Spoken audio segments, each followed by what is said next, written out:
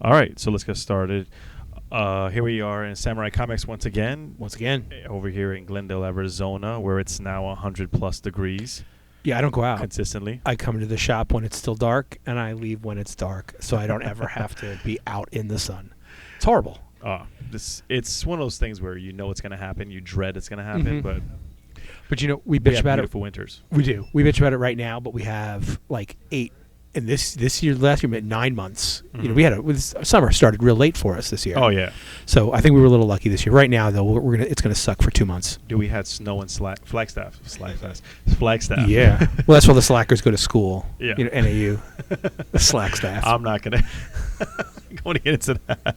I don't know anything. I've seen some really big, since moving to Arizona, I've seen some huge college beef, Mm-hmm. more so than everywhere else I lived at. Oh yeah.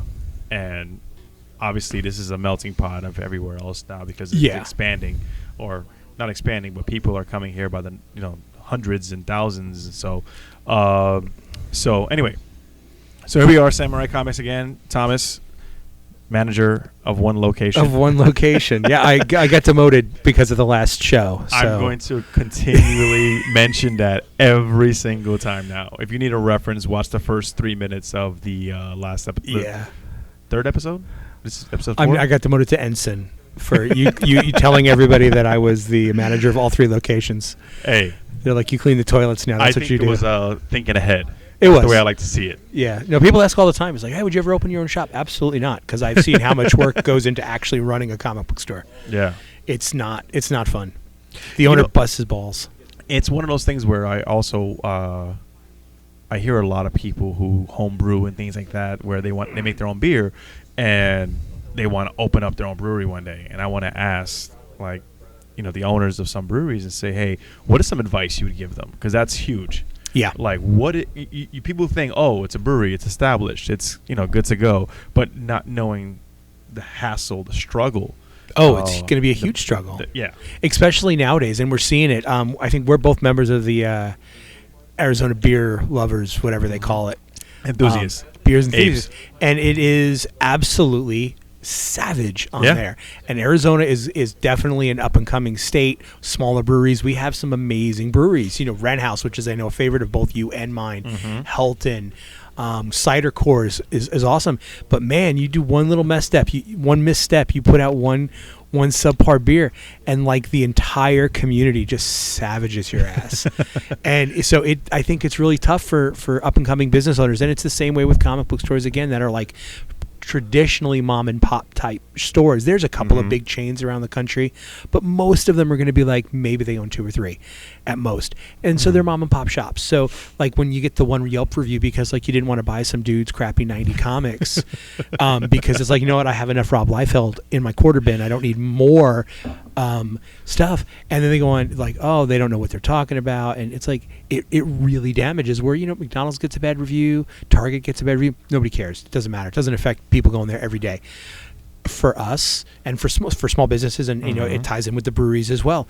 Like any little negative review, like really can affect us negatively. Oh yeah. And we try, and it's tough. People still think that everything they've got is a treasure, and everything is going to put their kids through college. And sometimes I got to go, yeah, man. Nobody cares about Lady Death, man. Nobody cares. I'm sorry that you have this gold foil naked cover, but it's not worth anything. I'll probably give you a handshake. Yeah. I'll give you a high five and say, hey, it was fun comics. It was like good collecting it for holding it for so long. Exactly. That's pretty impressive. Exactly. But you're right, with the breweries, it's the same thing. Yeah, it's a struggle. It's a struggle to just getting your recipes down. That's a big one. Get your name out there. Now you're, 3-4 years ago, if you started at a brewery or amongst people who are doing the same thing. So, now you're starting one, you're a little fish in a big pond kind of thing. Absolutely. Because there's so much popping up now, and you need to differentiate yourself. Oh yeah. It used to be like the cool hip breweries, and you were around at this point. We were both there, 5 or 6 years ago, maybe a little bit more than that, like when everybody was doing like the real crazy IPAs, and that was what was setting everybody else apart. But now that's commonplace. Yep. I'm starting to see a little bit shift to sours now. That is one you're that's seeing, very interesting. You're seeing more. I like, like the frescas, that stuff that Wren House does. That's a little different. I like that they're doing that. And then there's some places that are just like, we're just doing stouts. I don't care that it's the middle of the summer. We're just doing stouts. Hey man, if that's good, if that's what gets people in your door, then great. I don't care. I don't care what a summer beer is versus a winter beer. Listen, I'm gonna drink all year, every day. When I moved to Arizona, there is no definition of this is the season for this and this is the season for that. Just hearing about people drinking a stout, a thick ass warm stout, not a stout where it's encouraged to drink cold and enjoy it, refreshing, but no, you want to make, get it to more room temperature, and then that's what you want to drink, and it tastes like a hot ass milkshake, like what do I tell you?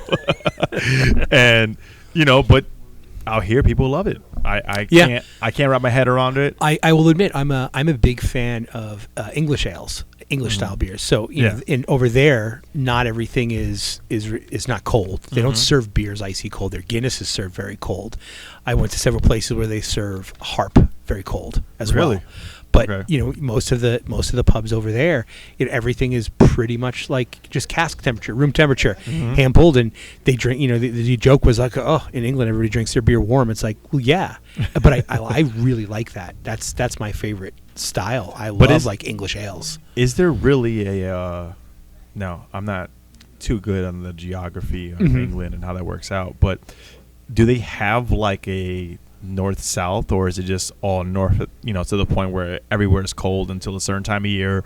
Then I think they have a north and a south. Okay. I think they do. Well, I mean, they have a north-south. But I'm saying, I think there's differentiation. And then, of course, you go to Scotland and Ireland, and they've got their own climates that are odd compared to other parts of England and stuff. So, I think so. I mean, they're further north than us, obviously. So they're typically not as hot. But there's no desert. There's no desert. And we are in a desert. Yes. And people want to drink a stout ass beer in the middle of 100 degrees. I'm not opposed to it though. You mentioned Wren House earlier, right? Mm-hmm. And I was just talking to a buddy of mine, and Wren House next week has their 4-year anniversary, and they're putting out a shit ton of beers. So my buddy, I tell him, hey, listen, I'm gonna let you know right now. I know you want more of this beer, but I'm gonna need more space in the box to give you a little bit of everything. And I told him, I said, I'm not buying the stouts. I will drink them. I'll share them with my friends if I get it, but I'm not going to buy a stout. I'm not going to buy a 4-pack of stouts. Yeah. It just doesn't work. It doesn't make sense in my head.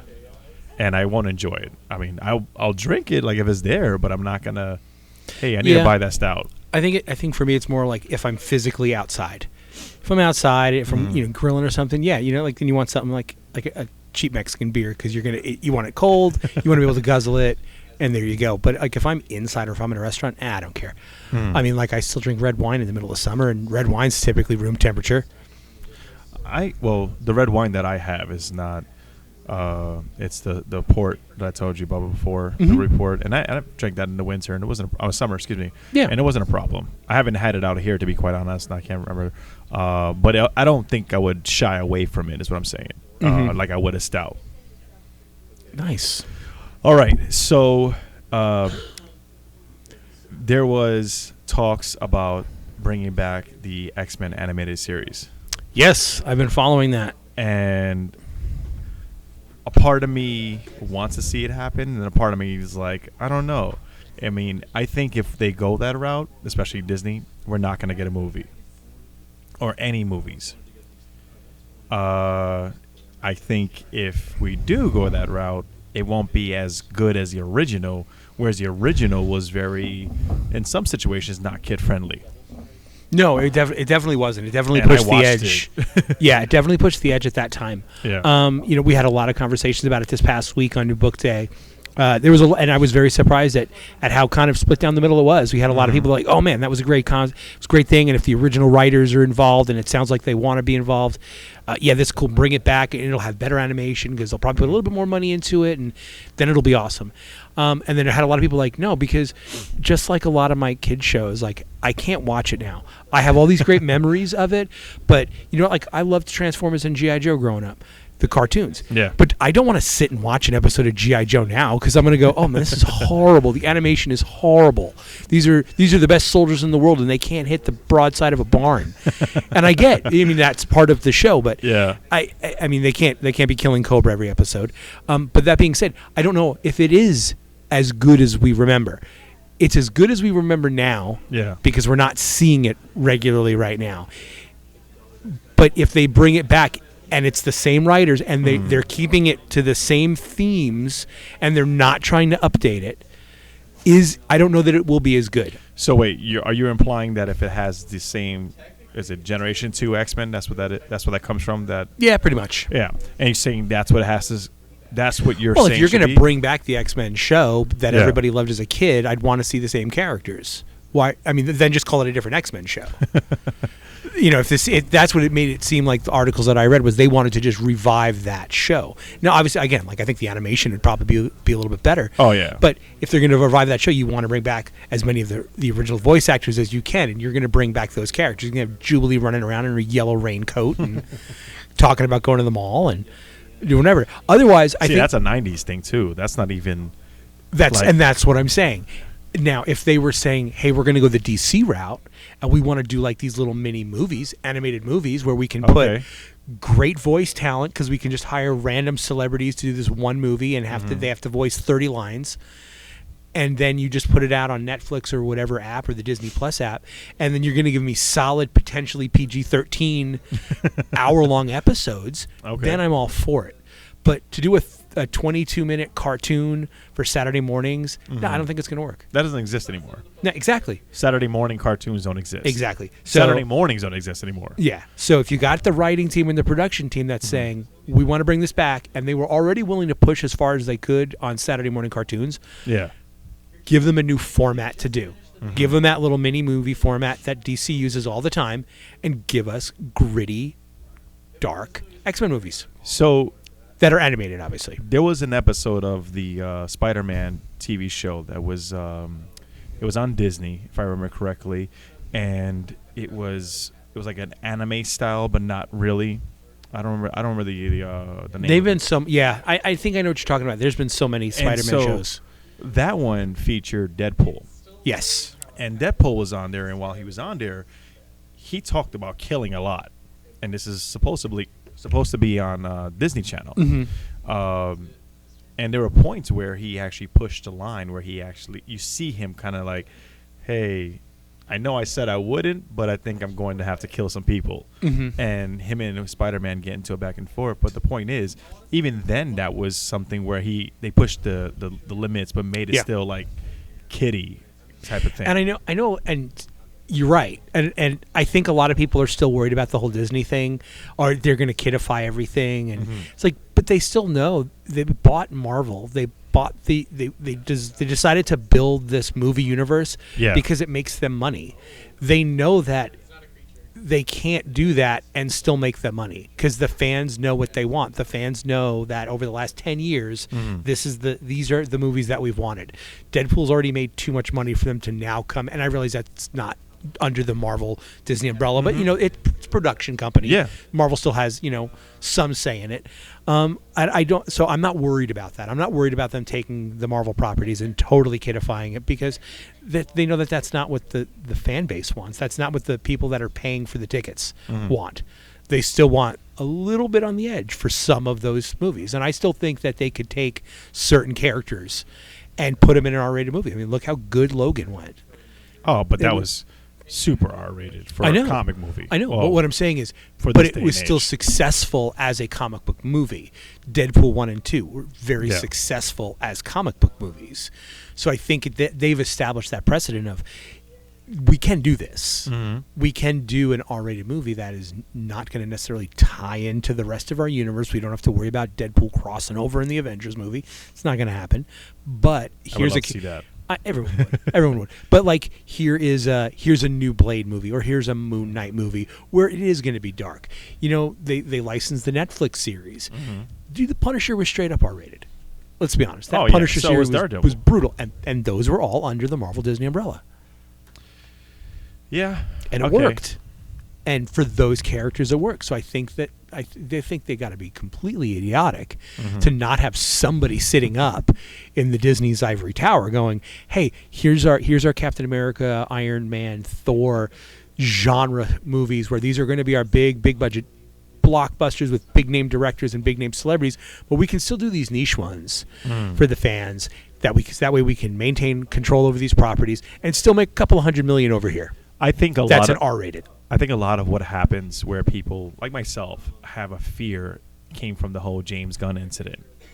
I can see that. And, you're going back and saying, hey, these tweets, I mean, they weren't smart, but still, these tweets from 2008, 5, whatever year it was, no, you got to go. You're not Disney material, which is the reason why that happened. The way that all went down, that almost makes me think that was all planned. I don't know. I really, you know what I'm saying? Like, I'm not a conspiracy theorist guy, but that really made me think, like, okay, he had the ability. He knew that he was already contracted to do a DC movie, and it was a great way for Marvel to save face and Disney to save face. Oh, we fired him. Oh, he got picked up by DC. Okay, nobody's freaking out about that. Nobody's trying to boycott that movie. Okay, cool. We can announce that he is in fact going to be doing Guardians 3. We knew this the whole time.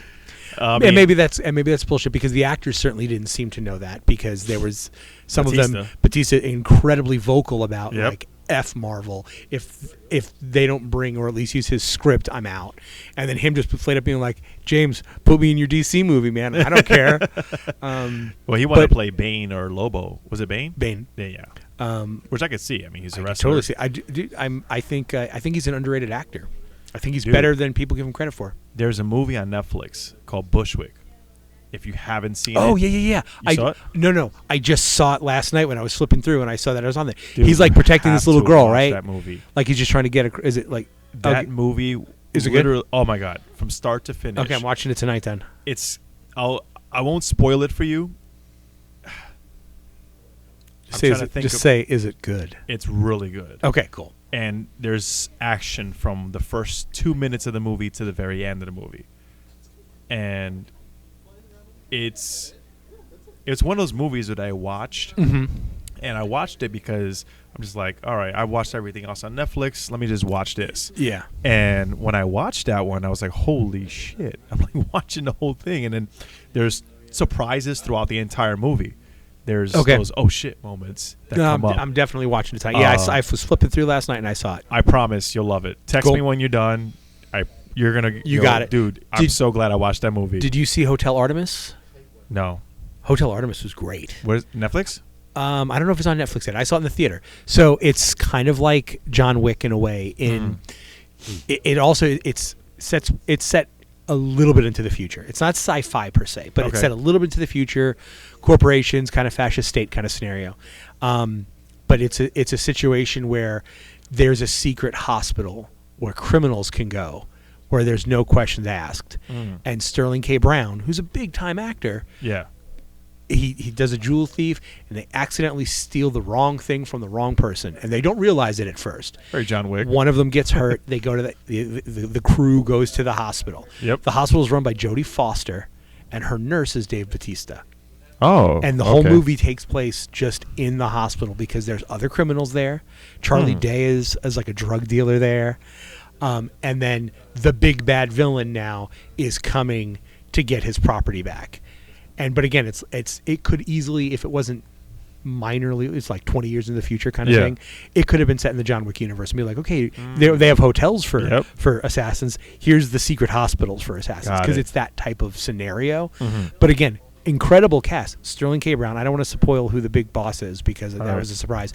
But Jodie Foster's in it, and Dave Bautista gets to act against Jodie Foster, and it was so fun. It was so ridiculous and over the top. And you got to see that one. It is great. If you like John Wick, it's that kind of movie. So I've watched the first John Wick. I haven't watched the second or third one. Oh, son. And it's not because I don't want to. I just haven't legitimately sat down and watched it. Unfortunately, well, not unfortunately. Last night I watched the Aladdin movie, the live action. Oh, I'm sorry. Dude, I don't know why. I watched it because of the kids. And I'm a huge fan of the original, right? So I love Robin Williams. I love if it wasn't for him, that movie would suck. Yeah. That he made that movie, in my opinion. He did. It wasn't because he's not with us anymore, but he legitimately he did something that I don't think people were expecting. Exactly. And it's just like in Shrek, if you don't have Eddie Murphy as Donkey, you don't have a good Shrek movie. No, but for some reason I get into these modes, and I think it's my dad's side where I have to watch certain movies because I can't watch everything I want to watch in front of the kids. So I'm like, okay, we'll watch this or we'll watch that. And I haven't sat down to watch the John Wick movies, which I have to. You definitely do. So I will. That's something I'm going to add to my list. You watch Bushwick, I'll watch John Wick. Fair enough. So back to the whole Marvel X-Men animated series. Based on what you've seen so far, because I'll be honest with you, the Marvel animated movies that are on Netflix, I'm not. Oh, they're not good. They're not. They're not good at all. Well, I did like the Wolverine versus Hulk and Hulk versus Thor. That wasn't bad. Yeah, again, but do you want a movie that's good, or do you want a movie that it's not bad? But then you look at the DC ones. Oh, yeah. And they're phenomenal. They get stellar voice actors, and I think they had a leg up. They were putting out those Saturday morning cartoons at the same time, but Batman the Animated Series was leaps and bounds ahead of everything, and just kickstarted that into the Superman series, and then into Justice League and the Justice League Unlimited. Yeah, exactly. If they could do something like that, so that's the thing is they decided to they adapted stuff. There was a lot of fresh stories, and they just had a great creative team. And now, like, we watch the animated movies here all the time. Stuff like Batman Ninja, just so different, that was awesome. So and beautiful, and just so different. And then Marvel's always seem to really struggle. They're great with their live action stuff, but their animated movies they never seem to really put too much video games care into. So that segues into another topic that I was thinking about was why can't we have a good comic video game? So I've played pretty much, I don't say every, but the majority of the video game out there based on comics. And I'll say DC has the, what the hell is it called again? Injustice? Injustice, yes. I don't know why I kept thinking Ultimate Alliance is what kept coming to my head, but Injustice is a great series for both. I mean, it's one of those where it crosses comics and video games, and I love that. So it gives you a backstory with the comics, and then you play the game, you have the full story, which is still a great story to tell the way they do it. But going further back, I remember there was a Ghost Rider game in I think it was PS2 or PS3, one or the other. But the premise of the game was very much like God of War because he has chains, so that's the way. But the game sucked. Yeah. I remember when the first Iron Man came out, there was a game based on that. Another one that sucked. Yep. They rush these games. You think? They're not established properties. I think they rush through them. I think, and again, I realize, Injustice is a perfect example. You take it with a little grain of salt. Like, okay, Green Arrow is not going to be doing a whole lot of damage against Superman. And they balance it out where, in the comic he's got a little thing that gives him superpowers, and Superman green pill. Yeah, I just no, I don't care. I think I don't buy it. I don't want a fighting game where it's just, and I get that people do, but I'm never going to buy into a fighting game where it's just this character versus this character. Sometimes they're not in there. On paper, in a comic, you always have that little bit of like, right, if it's a good writer, that little bit of nudge that they can kind of explain away certain things. Yeah. Like, why is Batman, fighting the Thanagarians in space? He's a detective that he should be hunting down the Joker's secret casino. That's what he should be doing. But you do that. But I do like games, but we do have two phenomenal superhero games. We've got the Spider-Man series, and we've got the Arkham Knight series. So I haven't played the new Spider-Man yet, the PS4 one. I don't have a PS4. Neither do I. But I played it. Yeah, I borrowed a buddy's. No, they've all been good. They've been good since they started doing that full size open world swing wherever you want, like GTA style game. Yep. That's where I think superhero genre games are going to be the best. I do like the Arkham series. The Arkham series to me was hands down one of the best. And that, if they can continue to make games that are like that, and Rocksteady's working on a Superman game, which is supposed to be very similar to the Arkham series. Yeah, if they can do games, again, solo characters, establish the storyline, have them fight their villains in order, I think that's great. Like, and I get, some of these games are just supposed to be fun. I just can't get into Marvel vs. Capcom because it's like, okay, I'm going to pick Wolverine. Why is he not cutting Chun-Li's legs off? And I don't mean it to be misogynist. Why is he not cutting Ken's legs off? Because you don't put a character whose superpower is I can cut I can baloney you, and don't let him do that.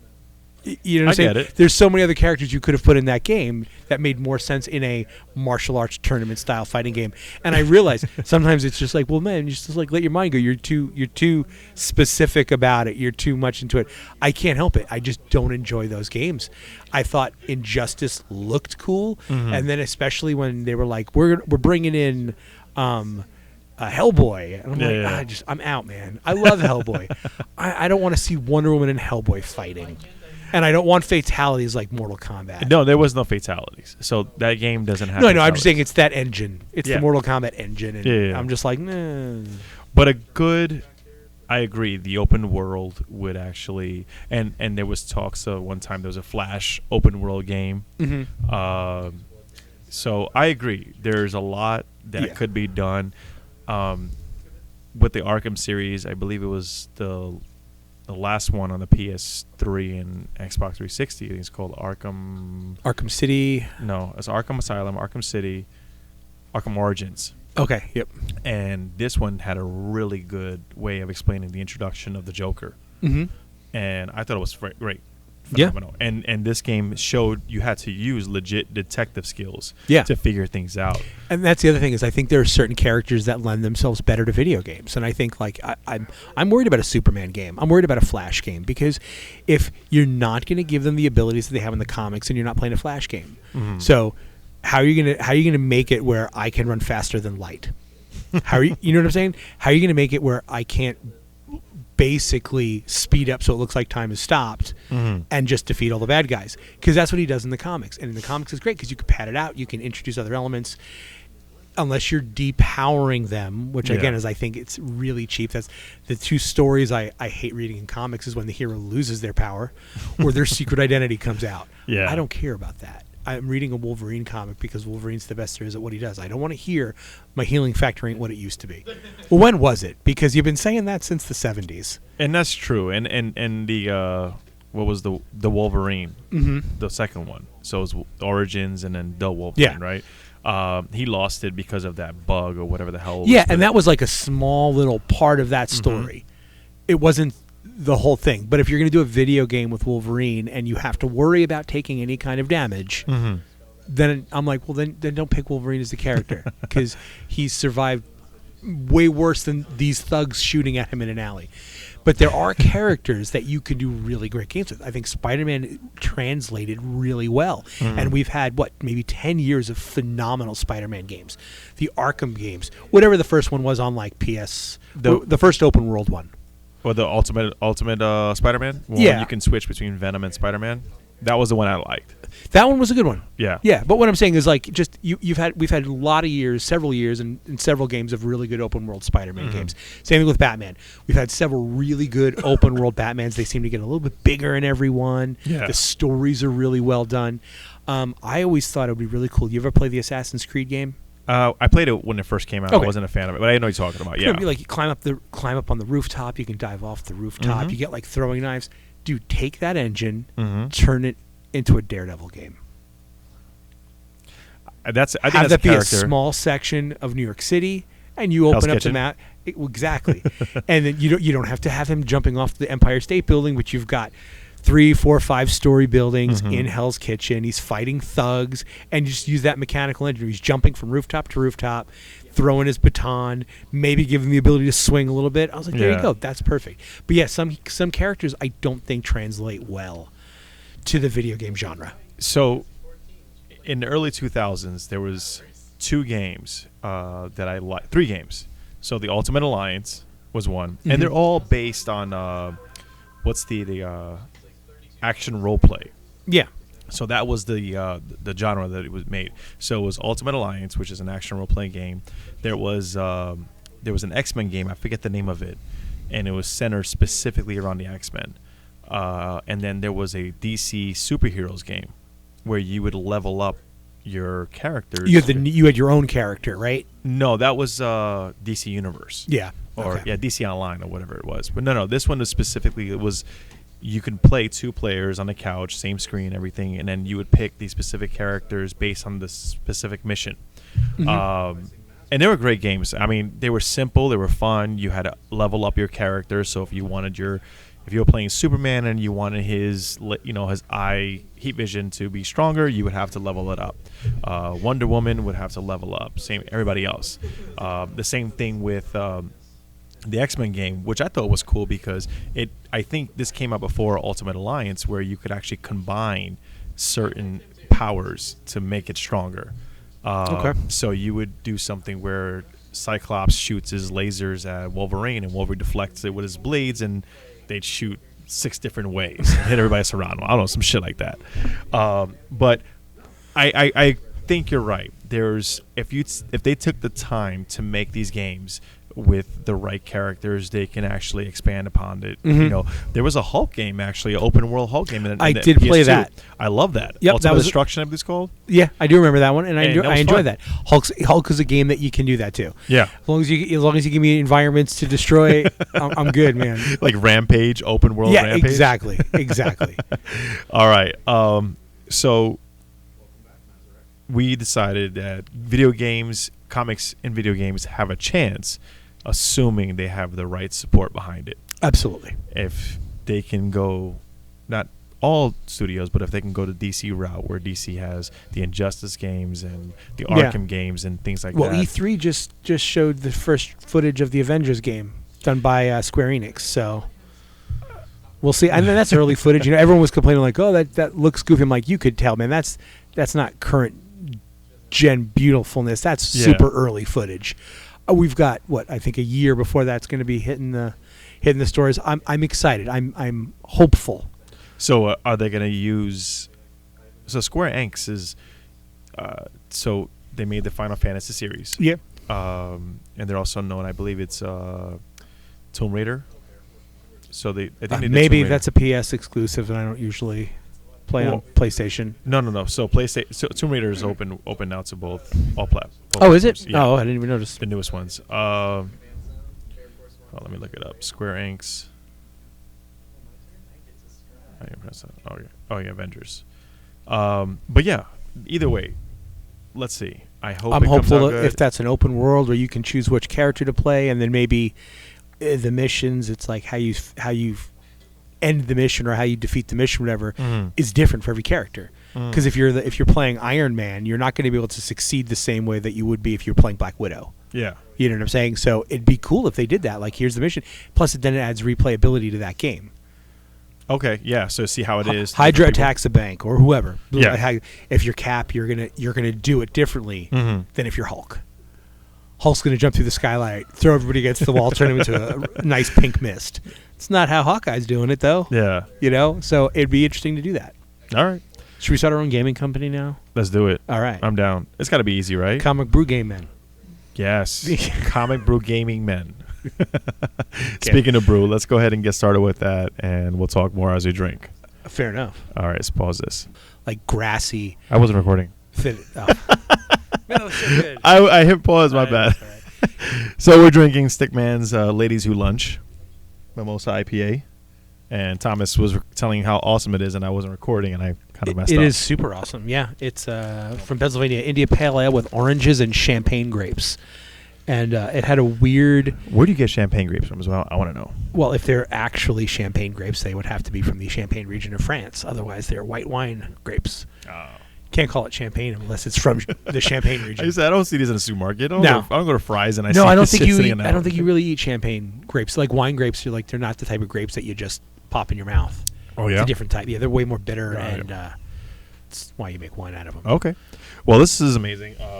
Absolutely amazing. This is one of the best beers that I think you've had that you've brought to the show. Yeah? Yeah, absolutely. This would be like, if this was local and I could drink this regularly, I'd have this in my fridge all time. So like I said, this is my second time having this one. I had it last year when they put it out, And my buddy sent it to me, and I saw it this year. I was like, dude, I need 2 cans. So he sent me 1 can before. I was like, easily give me 2 cans. Like I don't care what else you got. 2 cans of this is what I need. It's definitely one of those beers that like you said, I could drink all the time too. And I think this is pretty up there. If I don't look it up, I want to say it's in the 8 range. I could be wrong, but it's definitely up there as far as ABV, if I remember correctly. But if you're in Southeast Pennsylvania and you want to try some good beer, Stickman is the way to go. I find it weird when beers don't put that on their cans. So there's an interesting part to that. So one, I've heard rumors where some places won't sell it or they avoid it to avoid negative feedback. So some people look at it and go, well, it's not too high or it's too high. I'm not going to buy this. Oh, okay. I can see that. So I guess they're focusing more on the flavor. Mm-hmm. So to get away from people looking at the ABV. Renhouse doesn't do it. I never really noticed that. Tired Hands out of Pennsylvania also doesn't do it. I heard stories in the past where when Dogfish Head was shipping out 120 minute, and that was like a big thing, like kegs of it and whatnot. Yeah, they took it off the label because some places wouldn't sell it because of that. Okay, so I can see that making a little bit of sense then. I don't know if that's what's going on here in most of the breweries. I would love to find out why some places don't have it, because I don't know if I told you this, but I had a Tired Hands once. I forget the style, the name of the beer, not the style. It was an IPA, and it looked just like this, very similar, basic, maybe a little murkier or whatever, but flavor-wise it was amazing. And when I looked it up on Untapped, and I'm not ever on Untapped, but when I want to find something out, I look on Untapped. It was 14% IPA. I can't make that shit up. Like, it was 14 an IPA at 14%. That's ludicrous. That's called a good night. That's called the start of something special. And I shared it with people, and I was like, dude, try this. And I was like, guess how much what the ABV is? Oh, 8, 7.5, whatever. Dude, 14%. Obviously, as it got warmer, it got boozier. But yeah, at first, you totally would have never guessed 18%. 14%, excuse me. So this one's 6.8. And it's got a average rating of, what was that, 4 caps? And I get it. This is definitely not going to be everybody's cup of tea. This is definitely my cup of tea. I know. As far as our IPAs, I know you and I have we deviate a little bit. We both like IPAs. I know you're more the hazy, milkshakey kind of thing. I'm definitely more the West Coast, like hoppy, like really, really bitter stuff. My wife calls it the earwax flavor, and this has just a little bit of that. Shout out to her for that. She's like, is it? I'm like, oh, you should try this. She's like, is it going to taste like earwax? I'm like, I don't think anything I drink tastes like earwax. She's like, it tastes like earwax. It's like that weird bitter. How do you know what that tastes like? I don't know. That's what I'm curious about. But this has that finish that I like, that hits right in the middle of my tongue. The rear middle, where it's like, it's not spicy, it's not sweet. It's kind of like this. Again, I always refer to it as vegetal. Okay. Or like grassy or hay. And I picked that up a lot because I drink a lot of red wine and white wine. Okay. And that's something you'll pick up a lot in wines. Got it. And I love it. This is great. I love it. Like I said, I brought this because I have 2 cans.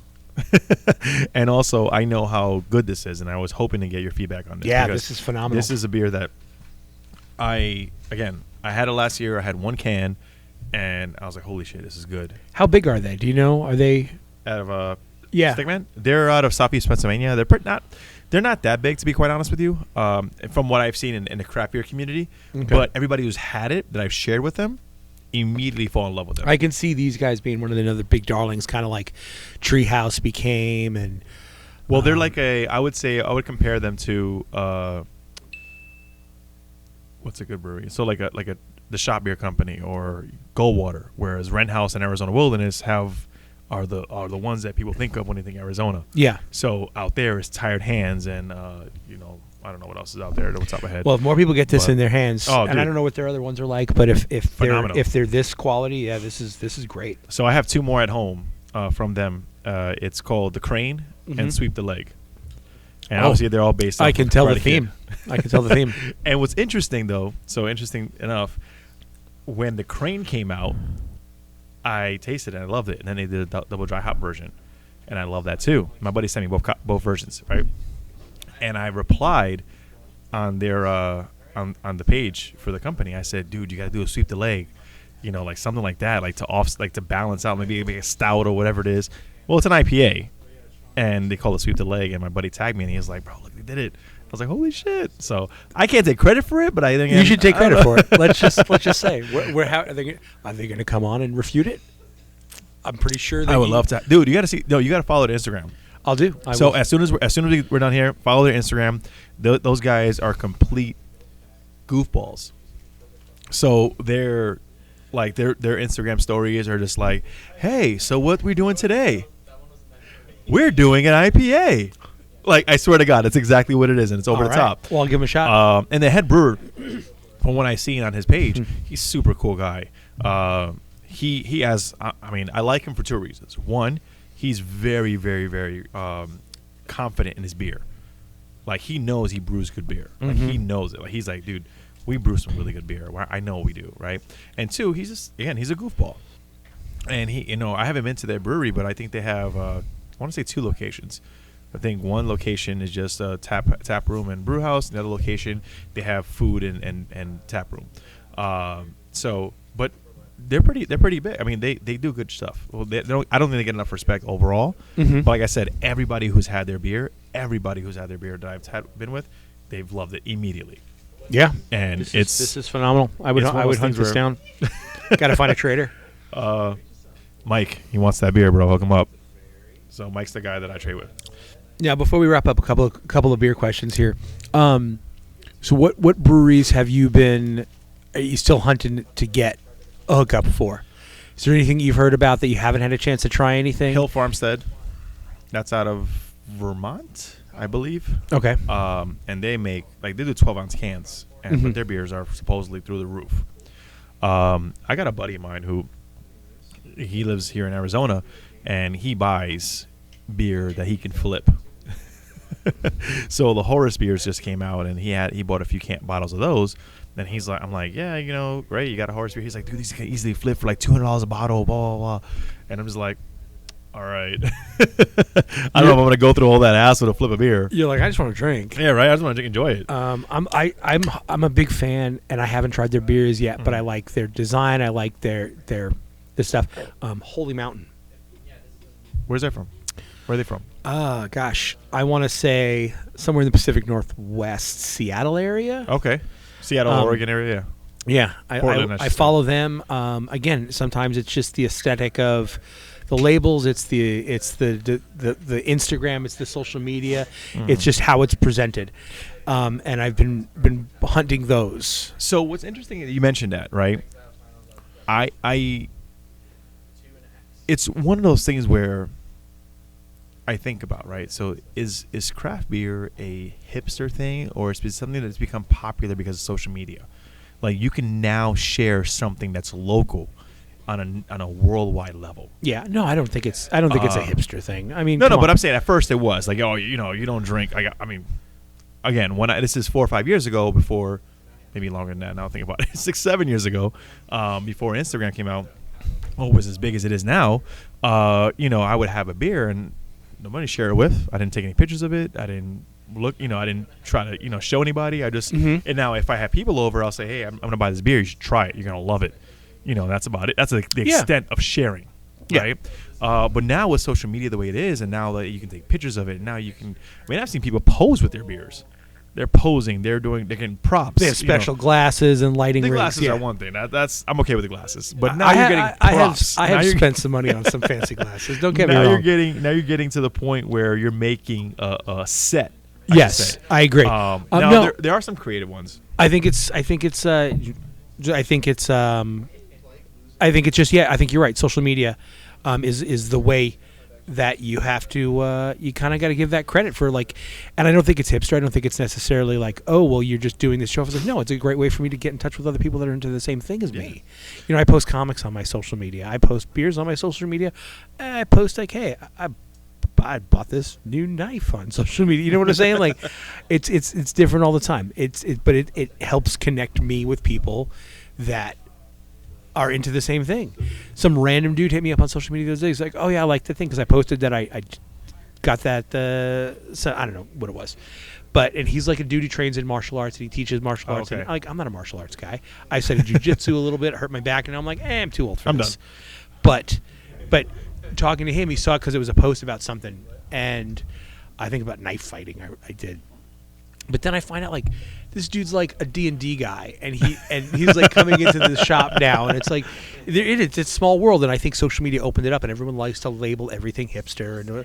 But you know what? I'm going to be 45 this year. I'm too old to be hipster. I was here the first time. I don't think so. It was around. So, I mean, craft beer is what brought us together, you and I. Oh yeah. So I actually it was not beer. I just really like watching your black and white workout videos, my friend. I like watching you slam that tire. Now, those who have not seen that video do not know what slamming the tire means. But you're going to look that up. This guy. So this is Holmes Brewery out of Ann Arbor, Michigan. It's a double IPA. It's very orange juice smell. That is a whole different flavor profile. This is, like you go to. I'm so mad that I don't have video now because your face, dude. I know your reaction. You know how you go to the beer tastings and they give you the pretzels or something to clean that palate, going from the last beer to this. Now that's not saying that this is bad, but wow, it's got a punch. This I could see them referring to it as mimosa more than the last beer because this has that orange juice, like this is acidic tartness to it. It doesn't taste like orange juice. It smells like it. It smells like it. Has a smell. But yeah, I'm not saying it tastes like orange juice, but it tastes like tang a little bit. Yeah? Let me try it again. Hold on.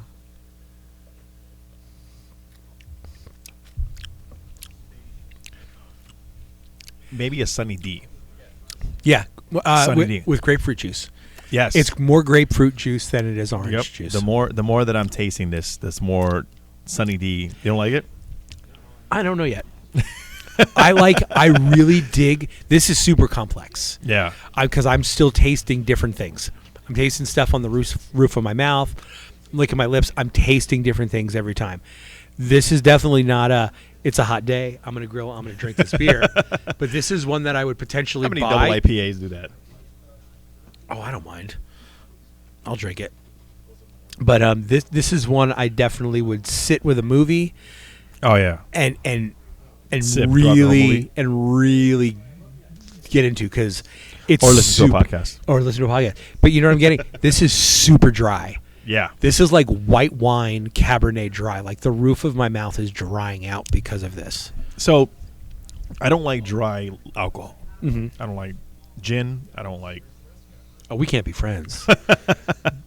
Gin is my go-to. You could. You drink your bottle. I won't even touch it. That's your bottle. I'll do my whiskey, my scotch, and or whatever, and we'll enjoy the night. Yeah. But when it comes to dry flavor, I'm not a fan of it. Right, and it's that gassy. Mm-hmm. I don't know how to explain it. I guess that's the best way. A gassy taste or aftertaste. I can't get into. So I was in Connecticut a few weeks ago, and actually I had this one a month ago or so, and Two Roads out of Stratford, Connecticut has a brewery there, and they have a second brewery called Area 2, and they had a barley wine that they aged in absinthe barrels. Oh Jesus! Exactly. And so I love barley wine. I'm a huge barley wine fan, and my first hangover from beer was barley wine. Because I was so ignorant to craft beer, I was like, I could drink this 4-pack by myself. Anyway, that's another story. So I try it, and it literally tastes like I was drinking gasoline. I've never had gasoline in my life, but I assume that's what it tastes like. Yeah, this definitely has a little bit of jet fuel at the end. It's like if I had like a regular margarita made with grapefruit juice, and they're like, we put a jet fuel floater in there for you. It's a spritzer. Little spritzer. Just spritz the rim. Yeah, again, I'm not saying this is bad. What is this again? No, who is this? This is Holmes Brewery out of Ann Arbor, Michigan, and it's their double IPA called Foil. Okay. So I definitely see the appeal to this. Mm-hmm. I get why people would like it. I'm not... you know what it might be? I might be tainted because the last beer was so good. Should have went backwards. It really was good. But man, I still want to say like I think I would still. There's an extra that there's you mentioned it right. I was and it hit me at first, but as soon as you said it, that's all I'm tasting now is grapefruit. Yeah, like it smells like orange, tastes like grapefruit. Yeah, I would see like the other beer, the ladies who lunch mimosa IPA. I would keep that in my fridge at all times. if I saw this at a store after having it, just drinking it now here, I still might occasionally pick up a 4-pack of this just to be like, all right, I'm going to work on this again. Because, again, this is super complex. So this was canned on, I believe that says April 25th. Say 4 or 1? I can't tell. It's a 4. It's a 4. So April 25th. So it's within range of a decent IPA. Yeah. You know, 2 months is usually the timeline where you want to drink an IPA. Sooner the better, but I can't imagine this tasting any different. If anything, I imagine it fresher. It'd be more of a pungent taste. I think so. With the grapefruit. Real quick, and just quickly to change it from this beer because I think I've said enough. Tombstone, Brett IPA, man. So I gave you a bottle, and so it was a fancy bottle with a foil with a label, cork and everything. With a cork and everything. What was your thoughts on that? So what's interesting about that is, if you look at my earlier videos on YouTube, I had a conversation with a buddy of mine. His name is Jacob, and he says, I tell him, I said, hey, you know, I dump beer. Like, if I don't like it, I'll dump it. Like, if I can't drink it, I'll dump it. He's like, no, man, you can't dump beer. You can't dump beer. So, because you told me it was such an odd beer, I decided to wait for him to come by to try it. And we did. I don't know what the hell's in that beer. I trust Tombstone. I love Tombstone. Absolutely. This is probably one of the few Tombstone beers that I've ever had that I just said no. You just like, no. And I drank it. I sat there and I said, okay, you know, I sipped it. I said, all right, maybe give me a little more time. Sipped it again. Nope. And I looked at him. I'm like, are you going to drink this? And Jacob's like, are you going to drink this? He's like, yeah, but I don't want any more. And I said, are you sure you're going to drink this? And he's like, no, I can't drink this. that beer was pure bottled funk. I don't know what. And not George Clinton. Yeah. Good way funk. Again, I've never had a bad beer from them. That was just a small experiment that it just was just too wild and untamed. I don't know what they were going for with that beer. I should have asked Weedy on the Beer Enthusiast group. Mm-hmm. I think I might actually, now that we're talking about it. Because I don't know. I have no idea. Like, the color was on point. The smell was on point. Yeah. I remember that clearly. I was like, okay, it looks good. It looks like a classic IPA, yeah.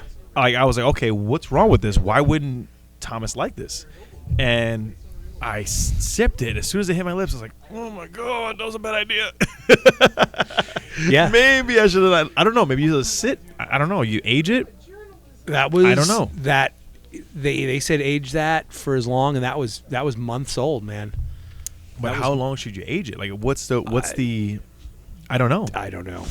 There is and I haven't had it, but there's an IPA from Stone, which I don't drink Stone much anymore, but there was a Stone IPA that they have the Enjoy By. Yeah, remember that? So now they well, not now, but before, like later or earlier, they had an Enjoy After. So you were supposed to buy it. It's a good idea. And let it sit. Mm-hmm. And I wonder if it was supposed to be like that. That was supposed to, like, that was the idea behind it. I'm going to be completely honest. That had to be close to a year. That bottle? Yeah. I don't know. Again, I'm going to hit up Weedy and be like, dude, what the hell was this supposed to be like? Because I am lost. Yeah. I love everything he puts out. Exactly. He can do no wrong in my book. If it says Tombstone on it, I'm buying it. Yep. And I've traded Tombstone, and people love Tombstone. Tombstone's amazing. I still got people that they see me post Tombstone beers, and they hit me up immediately. Hey, are you sending that? one of the best breweries in Arizona, without a doubt, I think. I think it's up there with top 3. Yeah. I would say top 3 easily. Saying, without a doubt, one of the best. And again, it helps. It helps its mystique that it is in the middle of nowhere. It's not called Tombstone because there is a Tombstone in Arizona. It's in Tombstone on a dirt road. It is in the middle of nowhere, and they brew amazing beers. And that one was just, I had 2 bottles of it, and I took one to a party, And the Wait, so you bought a total of 4 bottles? no, about 2 bottles. Oh, okay. And I took one to a party that was for like a work party with my wife's coworkers, and her husband liked beer. And then when the time I got there, I was like, "Oh, I'm going to bring this fancy, aged IPA with a nice cork bottle." And he's like, "Oh," and he was like, "Oh, I'm really into like Blue Moon and stuff." I'm like, "Oh, okay, you're not a beer guy." And he's like, "Oh, I hate." Those guys. And he's like, "Oh, I hate IPAs." And luckily, one of his other guests was like, "Dude, I'm a total beer guy. Let's do this." And we poured it, and we're getting a tour of their house because neither one of us had been there before, and we're both looking at each other like, "Is the glass just dirty? Did they serve mushroom soup in this thing?" Oh man. And we were both like, "Yo, this has some funk on it." And we both finished it, but it was good because again we halved that bottle. My hat's off to you guys for finishing it. But I'm like, the next one I was like, "There's no way I can drink this solo," so therefore it gets passed on to my beer bro.